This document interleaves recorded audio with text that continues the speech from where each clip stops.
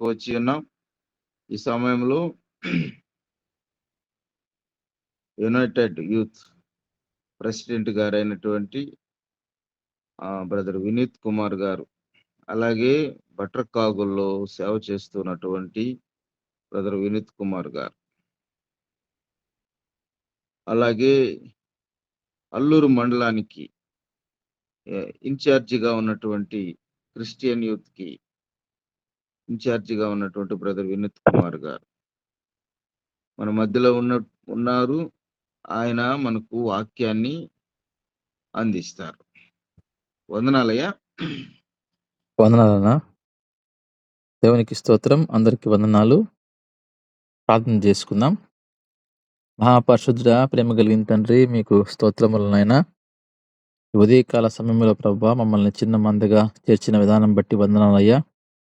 తండ్రి, మీరు మాతో మాట్లాడబోతున్నటువంటి మాటలను బట్టి మీకు స్తోత్రములనైనా. ఎందరికో లేనిటువంటి భాగ్యం మీరు మాకు ఇచ్చారు ప్రభువా, అందుని బట్టి మీకు వందనాలు తెలియజేస్తున్నాం. ఎందుకంటే ప్రభువా, ఉదయకాలంలో మొదటి గడియ ప్రభా మీతో గడిపేటువంటి భాగ్యం మీరు మాకు ఇచ్చారు. అందును బట్టి మీకు ప్రత్యేకంగా వందనాలు తెలియజేస్తున్నాం ప్రభా. స్తోత్రములు నాయన. గొప్ప దేవ, సమయంలో తండ్రి నా వాక్యాన్ని వింటున్న ప్రతి ఒక్కరినైనా శ్రద్ధగా వినేటువంటి భాగ్యము దయచేయమని, నన్ను కూడా మీరు మీ సిలువ చాటును మరుగుపరుచుకోమని యేసుక్రీస్తు నామములో అడిగి వేడుకుంటున్నాను తండ్రి. ఆమేన్. ప్రభునందు ప్రియమైన వారలారా,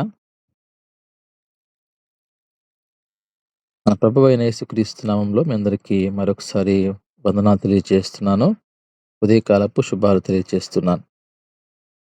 మొట్టమొదటిగా ఈ యొక్క వాక్య భాగాన్ని ధ్యానించక ముందు మత్తయి సువార్తల నుంచి ఒక వాక్య భాగం చదువుకుందాం. మత్తయి సువార్త 9వ అధ్యాయము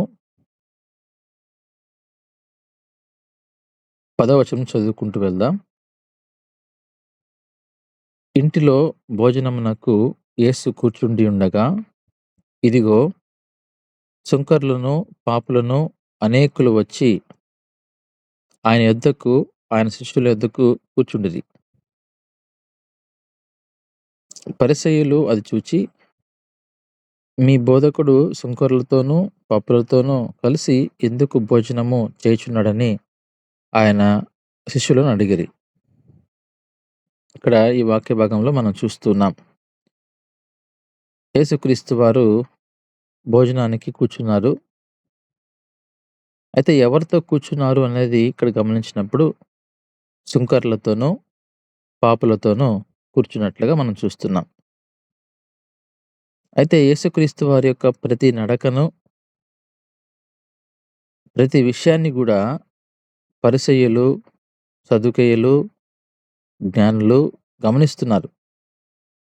ఎందుకు గమనిస్తున్నారు అంటే, వారేదో యేసుక్రీస్తు వారిని అనుసరిద్దామని కాదు, లేకపోతే యేసుక్రీస్తు వారి యొక్క మార్గము మంచిగా ఉంది కదా, మరి ఆ మార్గంలో వెళ్దాము అని కూడా కాదు. అయితే యేసుక్రీస్తు వారిని ఎలా విమర్శించాలి, ఎక్కడ ఇబ్బంది పెడదాము, ఇదే ఆలోచనతోటి వారు ఆయనను వెంబడిస్తున్నట్టుగా మనం చూస్తున్నాం. కనుక మనం చూసినప్పుడు కూడా మన జీవితాల్లో కావచ్చు, కొందరు మనతో ఉంటారు. మరి మనము పోతున్న మార్గంలో వారు చూచి ఆనందపడేవారు ఉంటారు. మరికొందరు మనల్ని చూసి విమర్శన రెడీగా ఉన్నట్టుగా మనం చూస్తాం. ఎందుకంటే విమర్శించేటువంటి వారు ఆలోచన ఎలా ఉంటుందంటే, ఏ విధంగా వీరిని ఇబ్బంది పెట్టాలి, లేకపోతే ఎక్కడ వీరు తప్పులు చేస్తే ఆ తప్పులు బహిర్గతం చేయాలి అనేది ఆలోచనతో మన వెనకాలే ఉన్నట్టుగా మనం చూస్తున్నాం. ఇక్కడ కూడా మనం గమనించినప్పుడు కూడా యేసుక్రీస్తు వారి ఆయన పోతున్న మార్గంలో 2 రకాల గుంపులు చూస్తున్నాం. ఒకరేమో ఆయన అనుసరిస్తున్న వారు, మరొకరేమో ఆయన అనుసరిస్తూ విమర్శించేవారు. అయితే వీరు అడుగుతున్నారు శిష్యుల్ని, మీ బోధకుడు సుంకరులతో, పాపులతో కలిసి ఎందుకు భోజనం చేయుచున్నాడు అని అడిగిరి. ఆయన ఆ మాట విని, రోగులకే కాని ఆరోగ్యము గల వారికి వైద్యుడు అక్కర్లేదు అని చెప్పాడు సమాధానం. ఆరోగ్యంగా ఉన్న వారికి వైద్యుడెందుకు? ఎవరికి కావాలా వైద్యుడు? రోగులకే వైద్యుడు కావాలి అనే మాటను మనం ఇక్కడ యేసయ్య చెప్పినట్టుగా మనం చూస్తున్నాం. అయితే నేను పాపులను పిలువ వచ్చితిని కానీ నీతిమంతులను పిలువ రాలేదు. పాపుల కొరకే నేను ఈ లోకానికొచ్చాను. నీతిమంతులతో నాకేం పని? వారు వాళ్ళు నీతిగా జీవిస్తున్నారు. మంచిగా బ్రతుకుతున్నారు. అటువంటి వారితో మరి నాకు అవసరం లేదు గదా! ఎందుకని? వారు పోయే మార్గం మంచిదే. ఒకానొక రోజున వారు మరణించినా గూడా పరలోకంలో ఉంటారు. అయితే పాపుల పరిస్థితి అలా లేదు. పాపుల పరిస్థితి ఎలా ఉంది? వారికి అందరితో పాటే సహజమైనటువంటి మరణం, మొదటి మరణం వచ్చినప్పటికీ వారికి రెండో మరణం గూడా ఉంటుంది. అందునిమిత్తమే గదా నేనొచ్చింది ఈ లోకానికి అని ఆయన చక్కగా సమాధానం ఇస్తున్నట్టుగా మనం చూస్తున్నాం. కనుక పాపులను రక్షించుటకు నేను ఈ లోకానికి వచ్చాను అనంటూ, కనుక కనికరమునే కోరుచున్నాను కానీ బలిని కోరను అను వాక్య భావమేమిటో మీరు వెళ్ళి నేర్చుకొనుడని చెప్పాను. అందుకే నేను కనికరమే కోరుతున్నా. నాకు కావాల్సింది కనికరం. నేను బలి కోరడం లేదు. అయితే దీని భావమేంటో మీరు నేర్చుకోండి అని చెప్తున్నాడు. ప్రభునందు ప్రియమైన వారలారా, దేవుని యొక్క ప్రతి మాట గూడా చాలా విలువైంది. ఆయన మాట్లాడే మాట ఆ సమూహంలో చాలా మందికి అర్థం గాదు. అక్కడ మనం 2 రకాల గుంపులు చూస్తున్నాము. ఒకరేమో ఆయన మాట విని అర్థం చేసుకుంటూ ముందుకు వెళ్తున్నారు. మరొకరు ఆయన మాట విని ఆయన్ని ఇబ్బంది చేద్దామని ఆలోచిస్తూ ఉన్నారు. అయితే మనం ఇక్కడ చూసినప్పుడు మనం చదువుకున్న వాక్య భాగానికి వెళ్ళిపోదాం. మొదటి కొరింథీ పత్రిక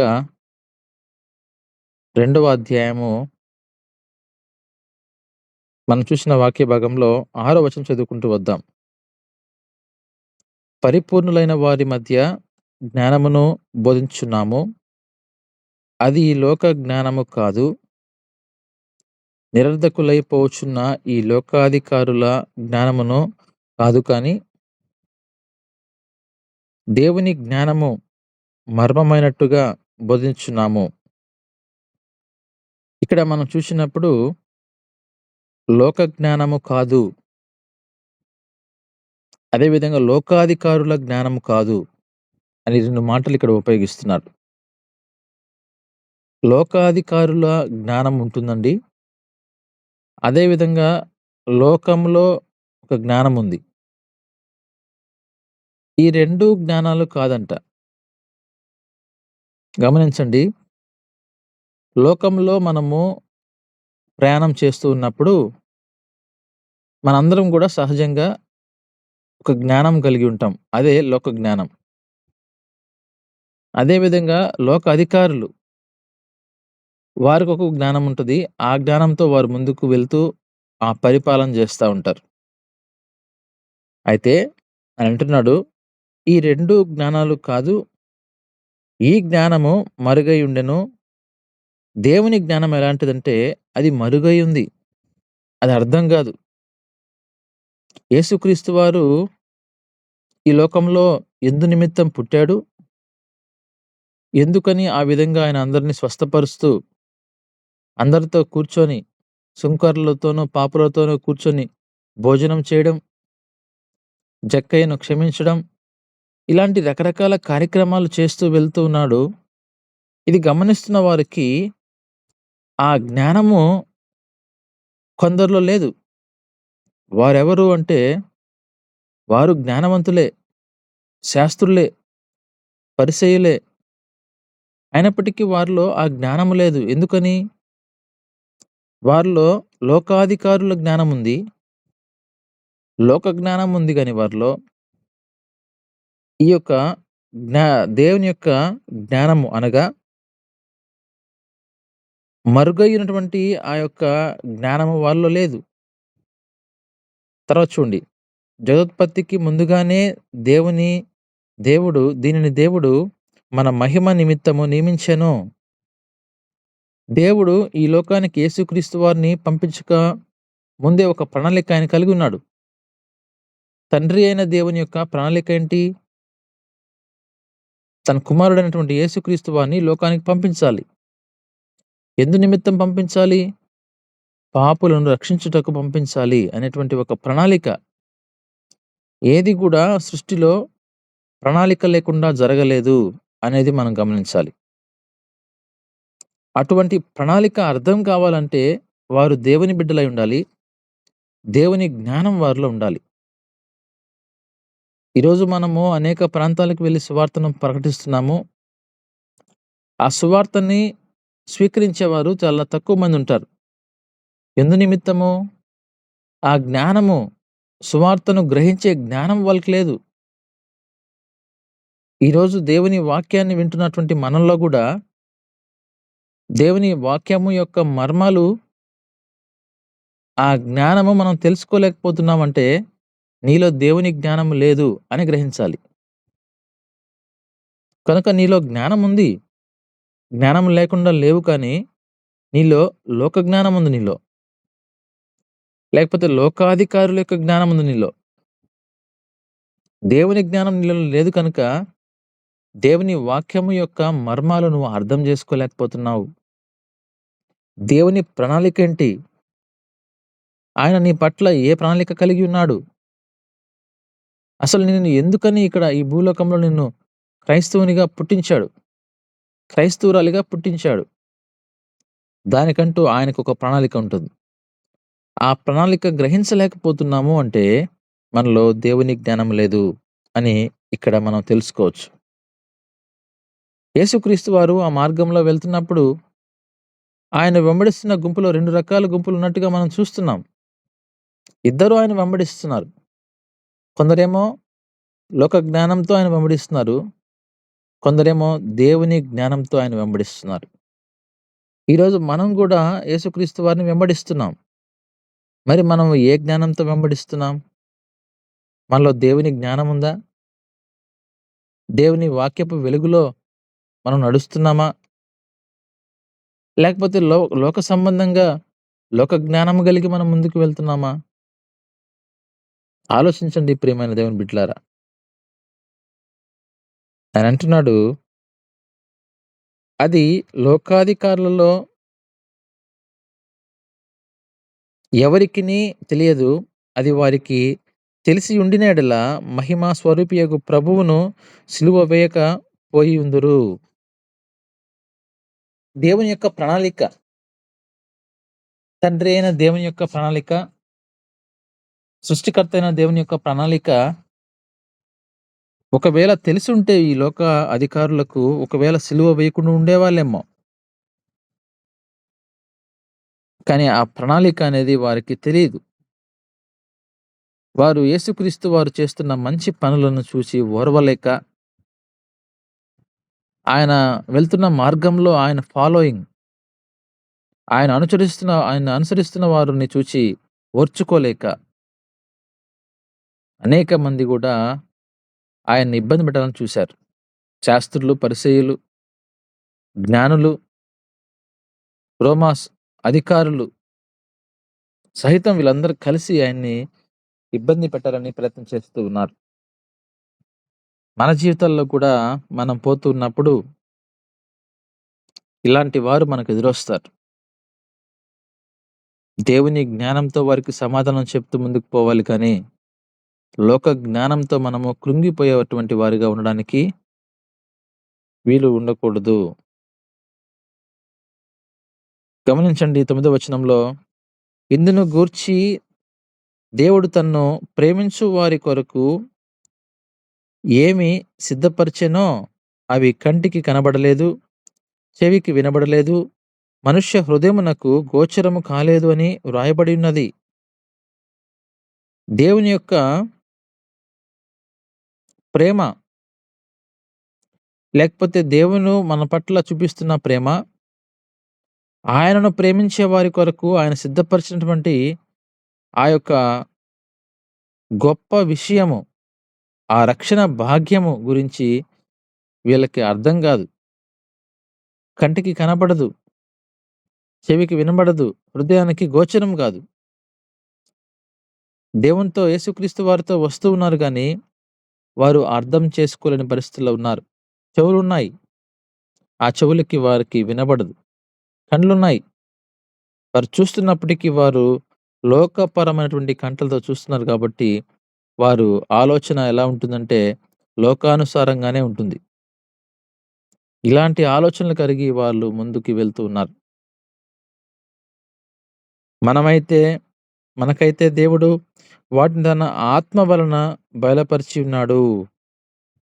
మనకైతే ఎవరైతే యేసుక్రీస్తు వారిని ప్రేమతో అనుసరిస్తున్నారో, లేకపోతే రక్షణ భాగ్యము స్వీకరించాలని అనుసరిస్తున్నారో, యేసుక్రీస్తు వారి యొక్క ప్రేమను పొందుకోవాలని, రక్షణ భాగ్యం పొందుకోవాలని అనుసరిస్తున్నారో, వారికి దేవుడు ఆత్మ వలన బయలుపరుస్తాడు.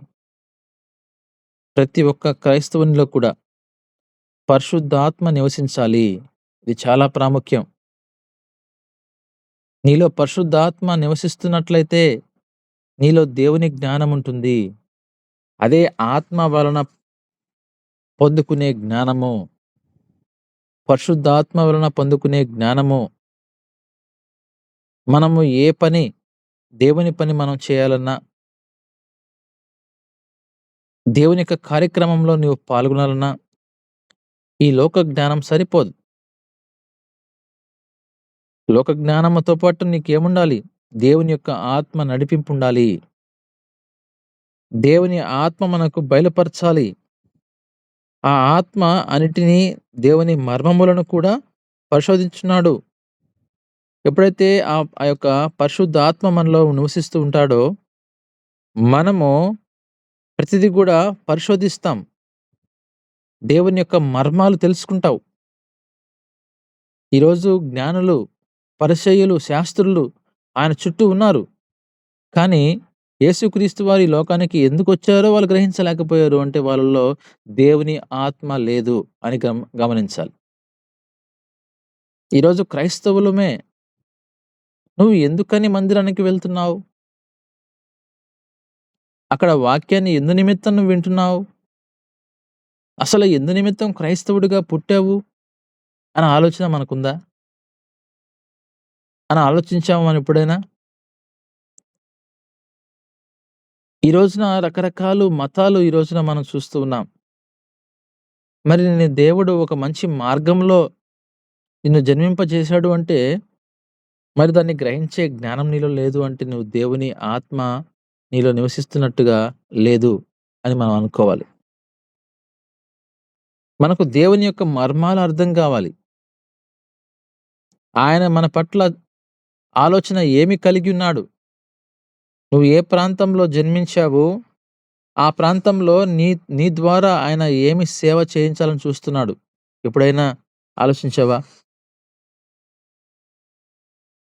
ఆయన యొక్క ప్రణాళిక ఏంటి మన పట్ల? అందుకే దేవుని మర్మాలు మనము తెలుసుకోవాలి. మనం పరిశోధించాలి.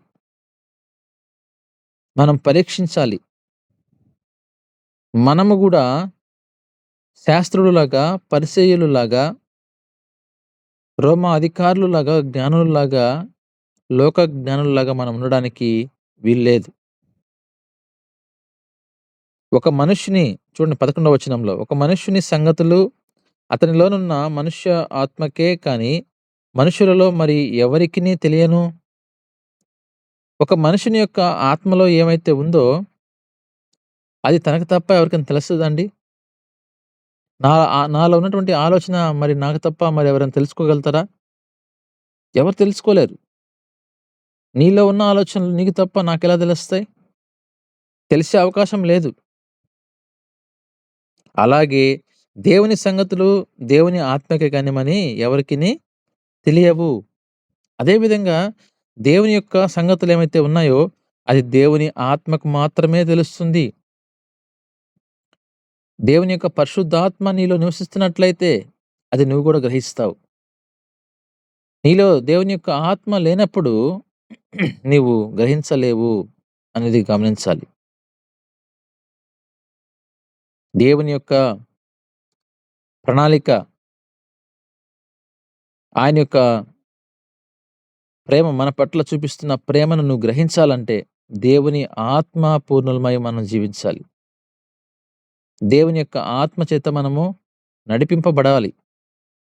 పరిశుద్ధాత్మ నీలో నివసించాలి. అలా నివసించినప్పుడు దేవుని సంగతులేంటి, దేవుని గురించి నువ్వు ఆలోచిస్తావు. ఈరోజు మనం ఒక టీంని ఏర్పాటు చేసి సువార్తను ప్రకటిస్తున్నాం. ఈ యొక్క యునైటెడ్ క్రిస్టియన్ యూత్ అని. లేకపోతే కొంతమంది సంఘ కాపర్లు కూడా మనకున్నారు. సంఘ కాపర్లు కూడా వారి యొక్క స్థానిక ఊర్లో సంఘాలున్నాయి. అక్కడ వారు కాపర్లుగా పనిచేస్తున్నారు. మరి మనకు దేవుడిచ్చిన సంఘం గురించి మనం ఎంతవరకు ఆలోచిస్తున్నాం? లేకపోతే సంఘ విశ్వాసులుగా సంఘం పట్ల ఎంత ప్రేమ కలిగి, ఎంతవరకు వాళ్ళు ఆ సంఘం గురించి ఆలోచిస్తున్నారు? సంఘ విశ్వాసులకు ఉందండి ఒక బాధ్యత. సంఘ కాపర్లకు ఉంది ఒక బాధ్యత. 2 బాధ్యతలు కూడా చేసుకోవాల్సిందే. అదే సమయంలో మన యొక్క యూసీవై పరిచర్యలో కూడా యూసీవై కమిటీ వారికి మాత్రమే కాదు ఉండేది ఆ యొక్క బాధ్యత. అందరిలో ఉండాలి. బాధ్యత అనేది తెలియకపోతున్నదంటే దేవుని ఆత్మ నీలో నివసించడం లేదు. ఎందు నిమిత్తం ఈరోజు మనకు ఈ యొక్క యూసీవై పరిచర్యలో ఒక మెంబర్స్‌గా మనం చేరి ఉన్నాం. ఎందు నిమిత్తం ఒక మంచి కమిటీలో సభ్యులుగా ఉన్నాం. దాని గురించి మనం ఆలోచించేటువంటి వారిగా ఉండాలి. దేవుని ఆత్మ నీలో ఉన్నప్పుడు నువ్వు పరిచర్య గురించి కొంత సమయాన్ని వెచ్చిస్తాం. ఏ విధంగా పరిశీలిస్తాం. ఏ విధంగా ఈ పరిచర్య కొనసాగుతూ ఉంది. ఈ పరిచర్యలో మార్పులేమైనా తీసుకురావాలనా? ఈ పరిచర్యని ఎలా ముందుకు తీసుకొని పోదాం? ఈ పరిచర్య ఏ విధంగా దీవెనకరంగా ఉంటుంది అనేది ఆలోచించాలి. ఏదో సంఘంలో ఒక మెంబర్‌గా లేకపోతే విశ్వాసిగా ఉన్నాం గదా! ఏదో ఆ సమయానికొచ్చి ఆదివారం రోజు వాక్యాన్ని విని వెళ్ళిపోదాం అనేది కాదండి. శాస్త్రులు, పరిసయ్యులు కూడా ఆయన చుట్టూ ఉన్నారు. వారు ఎందు నిమిత్తం వస్తున్నారో వాళ్ళకే తెలీదు. వారెప్పుడు కూడా ఎట్లా విమర్శిద్దాం? ఎక్కడ ఏమి ఇబ్బంది పెడదాం? ఎలాంటి ప్రశ్నలు వేద్దాం? అందరిలో ఎలా అవమానపరుద్దామని చూస్తున్నారు గానీ, ఆయన నిజమైనటువంటి శిష్యుల్లాగా, ఆయన ప్రేమించే శిష్యుల్లాగా వారు లేరు. ప్రేమించిన శిష్యులు ఎలా ఉంటారు? ఆయన పరిచర్యలో పాలుపంచుకుంటూ ఉన్నారు. దేవుని ఆత్మ వల్ల ఉంది గనుక వారు ఆత్మానుసారంగా వారు జీవిస్తున్నారు. యేసుక్రీస్తు వారు చెప్పేటువంటి మాటలు గ్రహిస్తున్నారు. దేవుడు వారితో ఉన్నాడు గనుక వారు మాట్లాడే ప్రతి మాటను వాళ్ళు ఆలకిస్తూ ఆయన చెప్తున్న ప్రకారం వెళ్తున్నారు.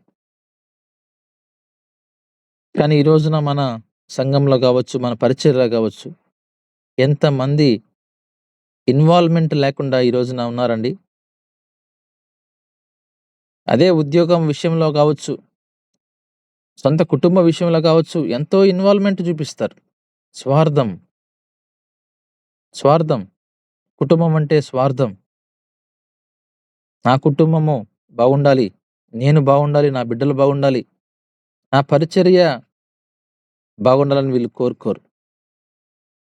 నా ఉద్యోగంలో నేను సేఫ్‌గా ఉండాలి. నా ఉద్యోగం ప్రాంతంలో నేను అక్కడ మంచిగా అనిపించుకోవాలి. మంచిగా బ్రతకాలి. ఇదే ఆలోచన. దేవుని పరిచర్య గురించి ఆలోచించేటువంటి వారు లేరు. కారణం ఏందంటే దేవుని ఆత్మ వాళ్ళలో లేదండి.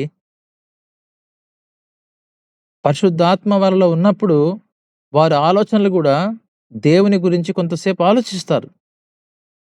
దేవుని కొరకు సమయాన్ని వెచ్చిస్తారు. దేవుని పని పట్ల ఒక ఆసక్తి చూపిస్తారు. ఈరోజు మన యొక్క యూసీవై పరిచర్యలో ఆదివారం సువార్తకొచ్చి వెళ్ళిపోవడం తర్వాత ఏ రోజు కూడా పరిచర్య గురించి ఆలోచించేవారు ఎంతమంది ఉన్నారు ఈ రోజున?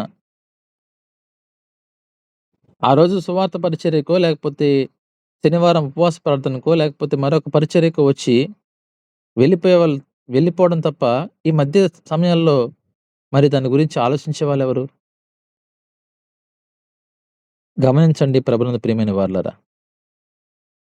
దేవుడు మనకు ఆయన అంటున్నాడు, దేవుని వలన మనకు దయచేయబడిన వాటిని తెలుసుకొనుటకై మనము లౌకిక ఆత్మను కాక దేవుని యొద్ద నుండి వచ్చు ఆత్మను పొంది ఉన్నాము. దేవుని యొద్ద నుండి వచ్చేటువంటి ఆత్మను పొందుకొని ఉండాలి. లౌకిక ఆత్మ, లోకానుసారమైనటువంటి ఆత్మ, లోకాన్ని ప్రేమించేటువంటి ఆత్మ నీలో ఉన్నప్పుడు నువ్వు దేవుని మర్మాలను తెలుసుకోలేవు. దేవుడు నీకు ఏం దయచేయబోతున్నాడో, ఎందు నిమిత్తం నీకు యూసీవై పరిచర్య ఇచ్చాడో, లేకపోతే ఎందు నిమిత్తం నువ్వు ఆ సంఘానికి వెళ్తున్నావో, ఎందు నిమిత్తం నీకు నీకు నీకు దేవుడిచ్చినటువంటి భారం ఏంటో తెలుసుకోవాలంటే నీవు లౌకిక ఆత్మ కలిగి ఉంటే నువ్వు తెలుసుకోలేవు. దేవుని ఆత్మ నీలో ఉన్నప్పుడు నువ్వు తెలుసుకుంటావు. ఈరోజు మనకు ఒక మంచి ప్రేయర్ సెల్‌ని దేవుడిచ్చాడు. ఏదైనా మొదటి ఆదివారం రోజు మనం కలుసుకుంటున్నాం. రెండవ శనివారం కలుసుకుంటున్నాం. దాని తర్వాత మళ్ళీ అదే రోజు కలుసుకునేంత వరకు దాని మొహం చూడని వారు కూడా అనేక మంది ఉన్నారు ఈ రోజున. గమనించండి. ఎందుకు చెప్తున్నాను ఎగ్జాంపుల్స్ అంటే, మనం డైరెక్ట్‌గా మనం కనబడేదే చూసుకోవాలి ఎగ్జాంపుల్స్‌గా. ఎక్కడో మనకు కనబడకుండా ఉండే వాటిని కాదు. ఎందుకని వాళ్ళు దాన్ని పట్టించుకోరు అంటే, వారికి దాని మీద శ్రద్ధ లేదు. దేవుని పని పట్ల ఎలా ఉంది? ఏమి కావాలి? ఏం అవసరము? ఏం జరుగుతుంది? అనే విషయాల మీద శ్రద్ధ లేదు. ఎవరో ఒకరు చేస్తారు గదా! లేకపోతే ఇంకొకరున్నారు గదా! ఇలాంటి పరిస్థితుల్లో మనం ముందుకు వెళ్తున్నాము అంటే, మరి దేవుని పరిచర్య ఎలా విస్తరిస్తదండి?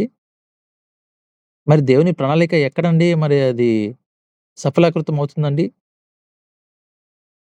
ఆలోచించండి. ప్రార్థనలు చేస్తా ఉన్నాము. అయ్యా! మా పరిచర్యను విస్తరింపజేయండి. మా పరిచర్యను మీరు ముందుకు తీసుకొని వెళ్ళండి. అనేక ఆత్మలు రక్షించాలి. ప్రార్థన చాలా ప్రాముఖ్యం. ప్రార్థన మరి ఎప్పుడు మనము దాన్ని ఆచరణలో పెట్టేది? దాన్నెప్పుడు కార్యం తలంచేది మనము? దేవుని ఆత్మ నీలో ఉంటే గదా! దేవుని ఆత్మ నీలో ఉన్నప్పుడు అనుక్షణము నువ్వు దేవుని పరిచర్య గురించి ఆలోచించేవాడిగా ఉంటావు. లేకపోతే అనునిత్యం నీవు శాస్త్రులు, పరిసయ్యుల్లాగా విమర్శించేవాడిగా, తప్పులు వెదికేటువంటి వాడిగా, ఎప్పుడు గూడా ఏది చేస్తున్నప్పటికీ ఆ పనిలో లోపమేంటి చూసేటువంటి వాడిగా ఉంటావు మాత్రమే కానీ, నీలో మార్పు అనేది రాదు. కారణము నీలో దేవుని ఆత్మ నివసించడం లేదు. ఇది సత్యము. ఈ వాక్యాన్ని చదవండి. అందుకే ఈరోజు మనతో ఆయన మాట్లాడుతున్నాడు. మనుష్య జ్ఞానము నేర్పు మాటలతో కాక ఆత్మ సంబంధమైన సంగతులతో సరిచూచుచు ఆత్మ నేర్ ఆత్మ నేర్పు మాటలతో వీటిని గూర్చియే మేము బోధించుచున్నాము. దేవుని ఆత్మ సంబంధులుగా మనం ఉండాలి. అలా ఉన్నప్పుడు ఆ సంగతులు మనం సరిచూస్తాం. ఎలా ఉంది? ఏంటి? ఈ లోపాలేంటి? లోటుపాట్లేంటి? ఎలా ఉంది? ఎలా పరిచర్య కొనసాగుతుంది? మన సంఘం ఎలా ఉంది? సంఘంలో ఏమైనా మార్పులు తీసుకురావాలనా? ఒకటే విధంగా జరగడం అనేది కాదు. ప్రతి సంవత్సరానికి లేకపోతే ప్రతి నెలకి మార్పుండాలి సంఘంలో. పరిచర్యలో ప్రతి నెలకు మరి మార్పు తీసుకురావాలి.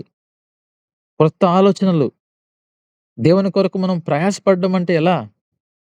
ఎలా మనం ఆత్మను రక్షించాలి? ఈరోజు కొంతమంది ఈ చేపల వేటకెళ్తారు.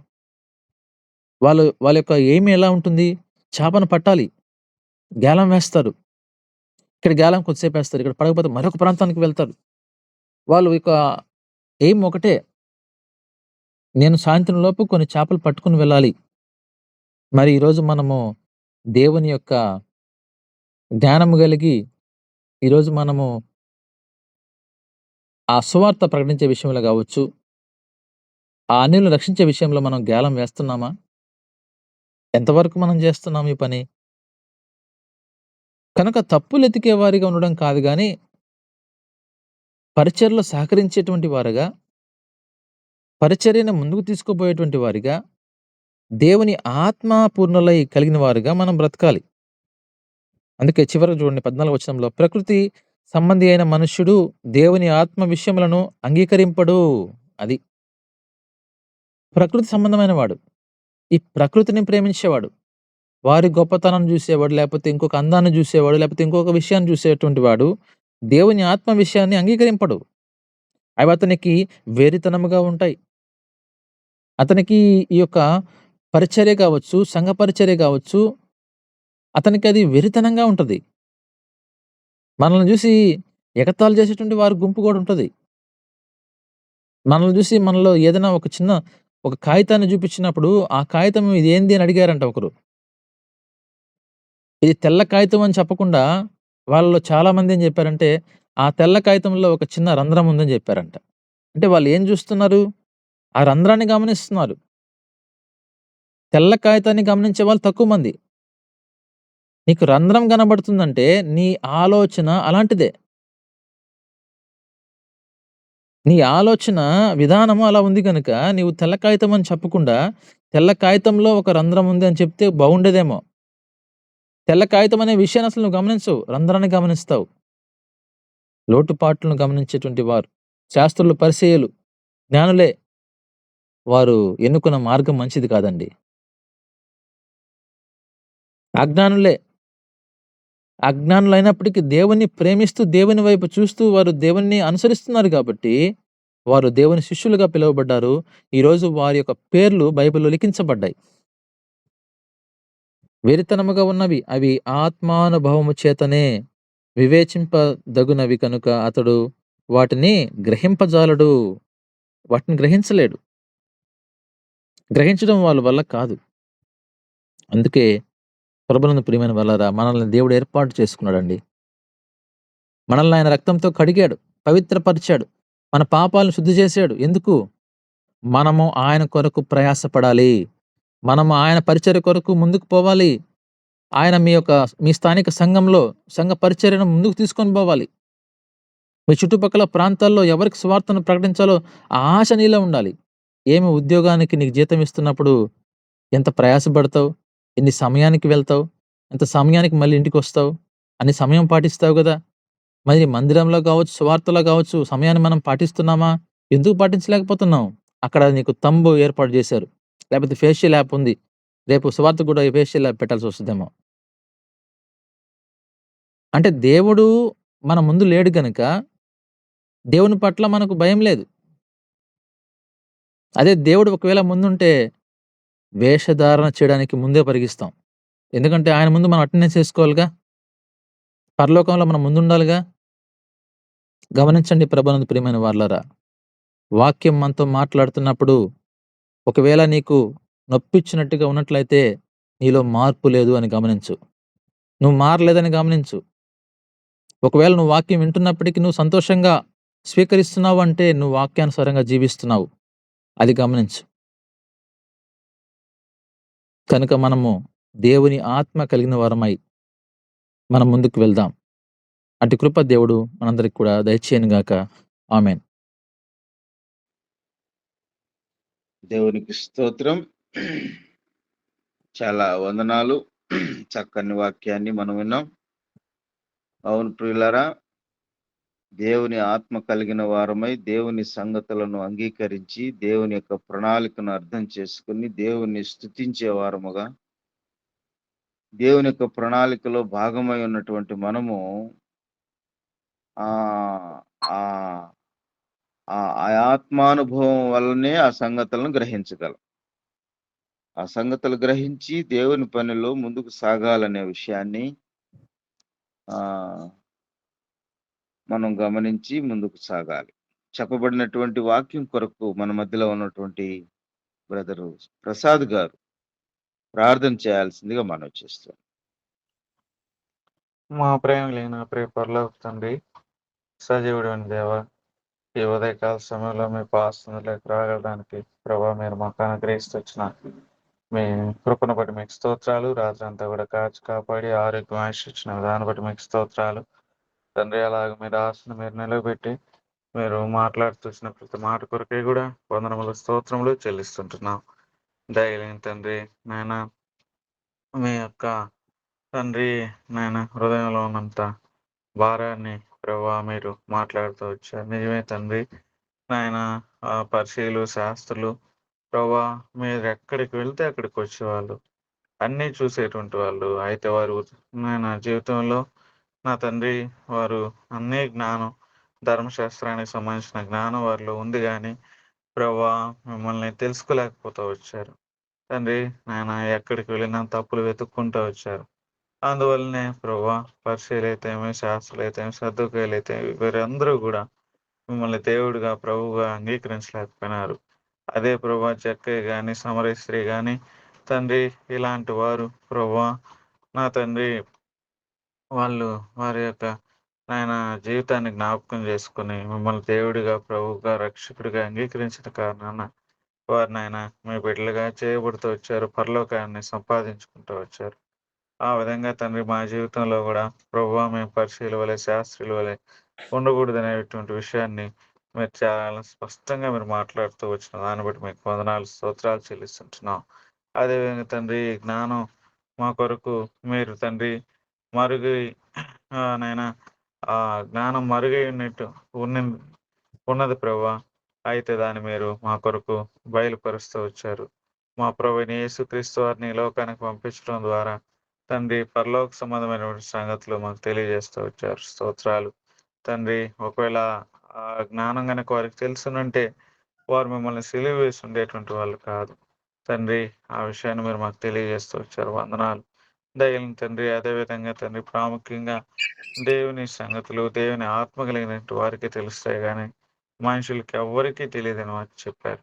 కాబట్టి ప్రభు ఆ మాటను ఆధారం చేసుకుని నిజమే తండ్రి నాయన చూస్తా వచ్చినప్పుడు ప్రభా మేము నాయన మీ యొక్క ఆత్మ మాలో ఉండాలనేటువంటి విషయాన్ని మీరు తెలియజేశారు.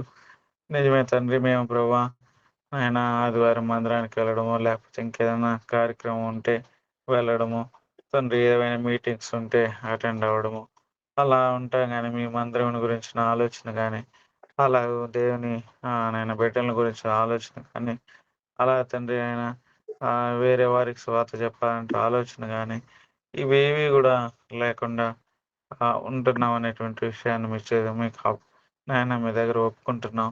నిజమే స్వామి ప్రభువా, మమ్మల్ని జ్ఞాపకం చేసుకుని ఆయన దానివల్ల క్లియర్గా మాకు అర్థమైపోతా ఉంది. మేము నిజంగా మీ ఆత్మ కలిగినటువంటి వారం అయితే ఖచ్చితంగా మీ యొక్క సంగతుల గురించి ఆలోచిస్తాం. మిమ్మల్ని మీ యొక్క నా తండ్రి మీ ఏం చేయాలో ప్రభావ మిమ్మల్ని అడుగుతాం. కాబట్టి మమ్మల్ని జ్ఞాపకం చేసుకుంటారని కనికరించమని ప్రార్థన చేస్తూ వస్తుంటున్నాం. అదేవిధంగా తండ్రి నాయన చివరిగా మేము చూసినప్పుడు తండ్రి దేవుని ఆత్మ విషయాల్ని ప్రభువా నాయన మేము మా యొక్క జ్ఞానం చేత మేము వివేచించలేం కానీ మీ యొక్క ఆత్మ మాలో ఉన్నప్పుడు మేము వివేచించగలం. కాబట్టి ప్రభువా నాయన అదేవిధంగా ఇంకొక దగ్గర చూసినప్పుడు ఎవరైతే దేవుని ఆత్మ కలిగి ఉంటారో వారు దేవుని కుమారులు అనబడతారని మీరు రాయించి పెట్టారు. స్తోత్రాలు. కాబట్టి మా జీవితాల్లో మేము పరిశీలన చేసుకొని నాయన మాలో మీరున్నారో లేదో నాయన పరిశీలన చేసుకోవాలి. 2 కొరింథీ పత్రికలో చివరి అధ్యాయంలో మీరు చెప్పినట్లుగా తండ్రి మమ్మల్ని మేము పరిశీలన చేసుకొని మీ ఆత్మ కలిగి మీ యొక్క పనుల మీద, మీ యొక్క తండ్రి విషయాల మీద మా దృష్టి కేంద్రీకరించి తండ్రి మీ రాజ్యం వచ్చినప్పుడు ఎత్తబడి కృప మాకు దయచేయమని యేసు ప్రభువారి నామములో అలాగే వాక్యం అందించిన దైవదాసుని మీ దైవస్థలు కాపచెప్పుకుని తను చేసే పని దీవించండి, ఆశీర్వదించండి. అన్నిట్లో చాలా దేవుడికి కృప కలిగిన దేవుడిగా ఉండి కుటుంబాన్ని జ్ఞాపకం చేసుకున్నామని యేసుక్రీస్తు నామములో ప్రార్థించి స్తుతించి అడిగి వేడుకున్నాము తండ్రి. ఆమేన్. ఆమేన్. ఆమేన్.